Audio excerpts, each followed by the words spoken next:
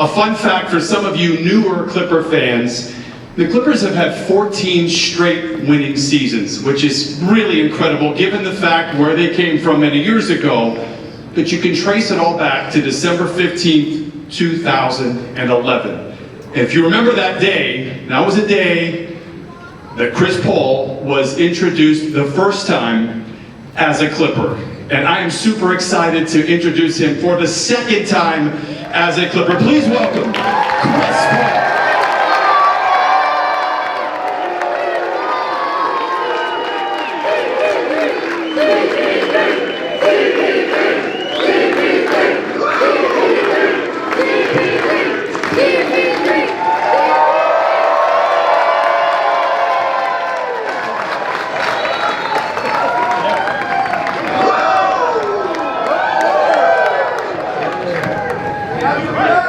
Very happy. This is crazy.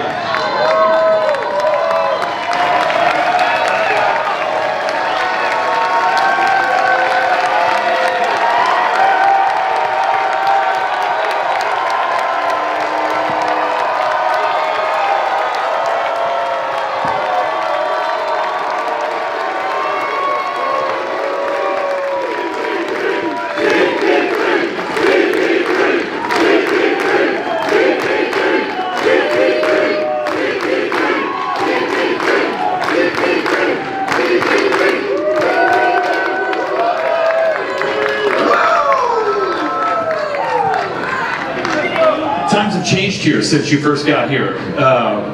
Let's go back to that time. 2011, you come in, you play here for 6 years. You've been gone, shockingly, for 8, and have had some highs for sure, not only with us, but since you left and now you've come back. Tell me your thoughts on how you view this organization's growth.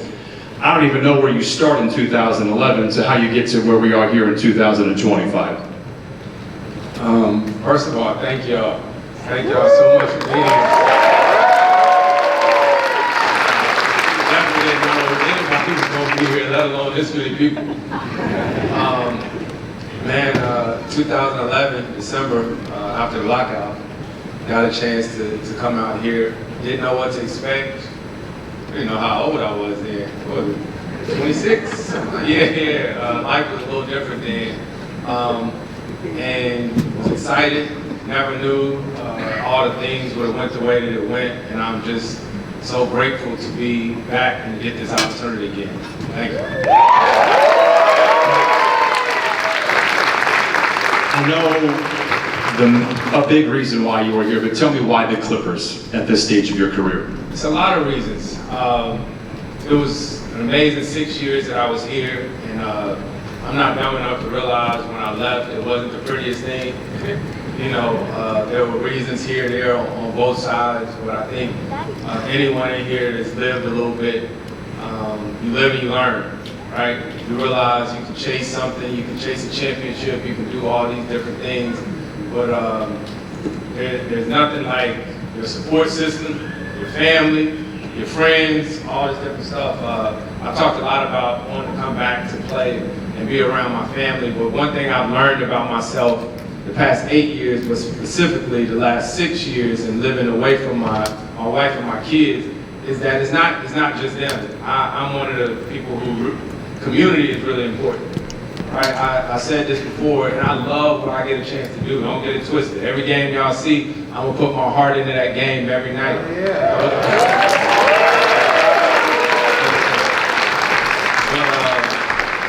The life outside of the game, right? The life outside of the game and the community and your friends and your family and actually being able to show up, right? To be able to show up for your friends and stuff like that in your community. So I realize how important that is to me because, you know, I play the games and I love it. And if you watch me, I play with a different type of chip on my shoulder and a passion, but there's an emptiness that I was missing. And so I'm excited to really be back here and get a chance to play for the Clippers.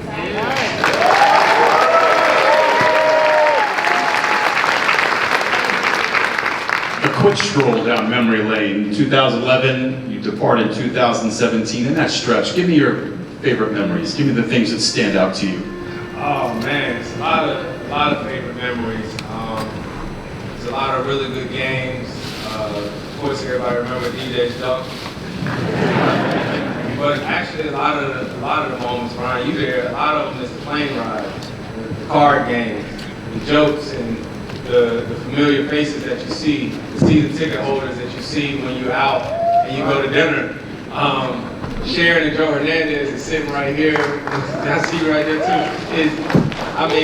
I hug them like every single game, right? Like people talk about like the things that you have to do before the game starts, right? And you know, like certain guys, I hit the stanchion 3 times, right? I got all these different things that I do before the game, and one of them was I gave this lovely couple right here, I used to hug them every time before every game. And it's crazy, even since I've been gone, every time I play against the Clippers or the Lakers, they are there and I still go up and hug them before every game. Because what you realize in doing this for a long time is that some people start out as friends but they become family, right? And so, yeah, that's why. I mentioned things have changed slightly since your departure and now arrival here, in particular Intuit Dome. You've had a chance to be here as an opponent. I know you've toured it privately. Just your thoughts on coming to a place like this. I know the fans, it's our home. It's been, you know, in the works for a long time. Now it is your home. Tell me about your thoughts playing here in front of crowds like this. Yeah, it's crazy, first and foremost. That wall is wild. Yeah.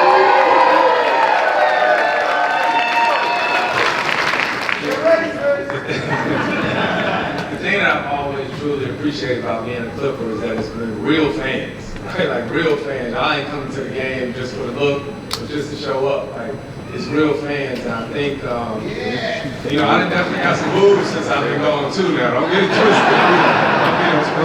But I think there's always been a sincere appreciation and love that I hope that I've always shown every time I came back. As a visitor, and just know that I'm excited about this, right? Like I was saying in my interview, being home for me since 2011, I watched as this place was being built. And I was curious, just like anybody else. I was like, damn, I wonder what the locker room looked like. I wonder what this looked like. I wonder what that looked like. And so to go down there before I came up here and get the chance to experience that with my family. Right? When I played here up until 2017, shoot, Chris, you was 7 or 8. My daughter, I think, was 5 or 6. And so now, for them to be able to commit all this stuff to memory, I can't say thank you enough.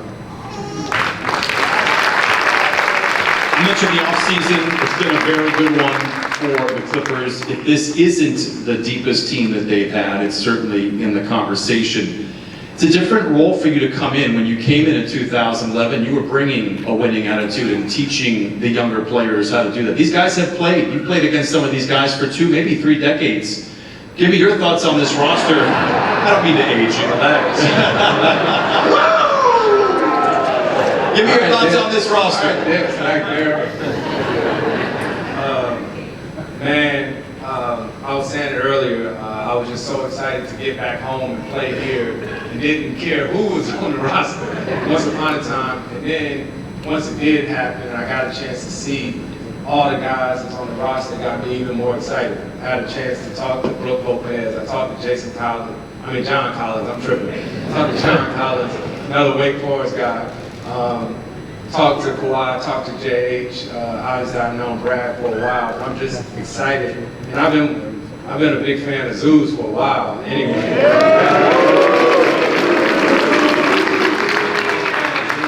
and like I said, the way life happens and whatnot, this would be a different role than I've ever had. And y'all have seen me play for a while.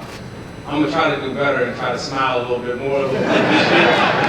Right? But I just sort of play with this type of intensity. But I'm telling you, I'm grateful. I'm gonna come out every single night, whatever that looks like. You know what I mean, and try to make sure I show up for the team. Individually, obviously, you have literally nothing to prove. You're a first ballot Hall of Famer. You're gonna go down as one of the greatest point guards to ever play. With that said, how do you come into a season like this? Like, you know, when you're in San Antonio, again, you probably had a similar role than what you did when you first started here, teaching the younger guys. You don't have to teach so much now. How do you come into this role with literally like nothing to prove to anybody? Yeah, so what I say about that is something to prove to whoever. I think day in and day out, I'm trying to prove it to myself, right? I think that's the thing of why I show up day in and day out. It ain't about, that's something that I talked to my son about this morning. I talked about self-motivation, right? So, and it's also not about showing and telling and teaching guys. I think you got to do that by the way that you show up, right? And I plan on doing that day in and day out, whether that's practice, whether that's preparation, whatever that looks like. And so there'll be a lot of knowledge in our locker room, and I don't ever go into a situation like, I know this, I know this. The coolest part about playing this long, actually, Brian, has been that I get a chance to learn from some of them younger guys. You ought to see them. They can do some of this Euro artists that I can't do, right? But I love to get out there and to challenge myself and to try to become better, and that's the only way that you learn. I've seen other interviews leading up to this where you've been asked, how many more years are you playing? How are you approaching this season? This is my last question, if you guys don't mind. How are you approaching this last season? Yeah, I'm approaching it with a lot of excitement, right? Not necessarily thinking about what's next. I'm just trying to be in it, right? That's every single day. I'm trying to be in the moment and processing, taking it all in. This is going to be new. It's going to be new. It's going to be new for my whole crew, my family, everybody. You know, it might be 2 weeks into the season and they might be trying to get me traded. You know what I mean? Because I ain't been home in a while, but I'm excited about what's to come. And yeah. Welcome home. Thank you. See you in October.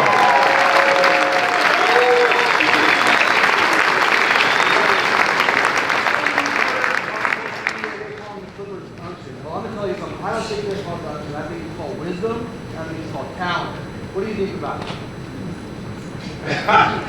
He said they've been calling us the unction. Yeah. I'm definitely an uncle. Like you tell my kids and all that, that's it. But you know, basketball is a game. You know what I'm saying? I think we got a great mix of young guys, older guys, and whatnot, and it's up to us to figure it out. And that championships in the bag for us this year? That's the plan. We'll see you guys in October. Thank you, Chris.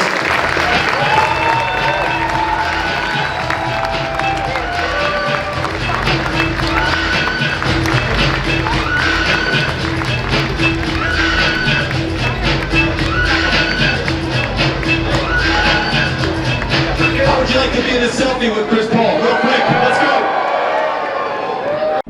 Let's get ready for HoopJab.